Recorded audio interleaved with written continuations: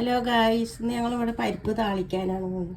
അതിന് ഒരു 1/4 കിലോ പരിപ്പ്, 2 പച്ചമുളക്, ഒരു ചെറിയ കഷ്ണം സവാള, 2 അല്ലി വെളുത്തുള്ളി. വേണ്ടവർക്ക് ഇട്ടാൽ മതി, ഇത് ഗ്യാസിന് നല്ലതാണ്. ഇതൊന്ന് പുഴുങ്ങി 2 വിസിലിന് പുഴുങ്ങിയെടുക്കണം.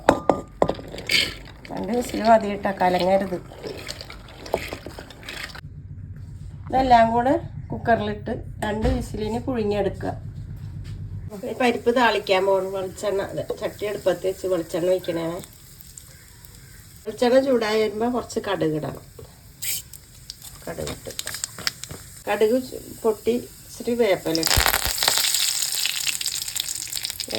നന്നായി ഇടിച്ച ചെറിയ ഉള്ളി ഇടിച്ച മുളകും കൂടെ ഇട്ടതാണ്.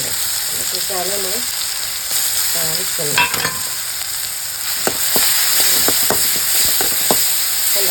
ഇതുപോലെ വേറിടണം. ഇത് ഉള്ളി മുളകും വേപ്പിലൊക്കെ കൂടെ ഇതുപോലെ മുരിപ്പിച്ച്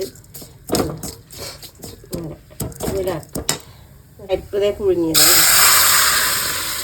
ഒഴിച്ച് കൊടുത്താൽ വേറെ പണിയൊന്നുമില്ല. അത്രയും അതെ. പരിപ്പ് താളിച്ചതെന്ന് പറയും, പരിപ്പ് ഒലത്തെന്ന് പറയും. കൊച്ചിക്കാരെ മെയിൻ കറിയാണിത്. പരിപ്പ് ഒലത്ത്, ഉണക്കമീൻ പൊരിക്കുക ചോറിന്.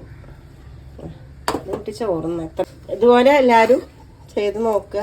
ഇഷ്ടപ്പെട്ടാൽ ലൈക്ക് ചെയ്യുക, ഷെയർ ചെയ്യുക, സബ്സ്ക്രൈബ് ചെയ്യുക. അപ്പം അടുത്ത വീഡിയോയിൽ കാണാം. ബായ്.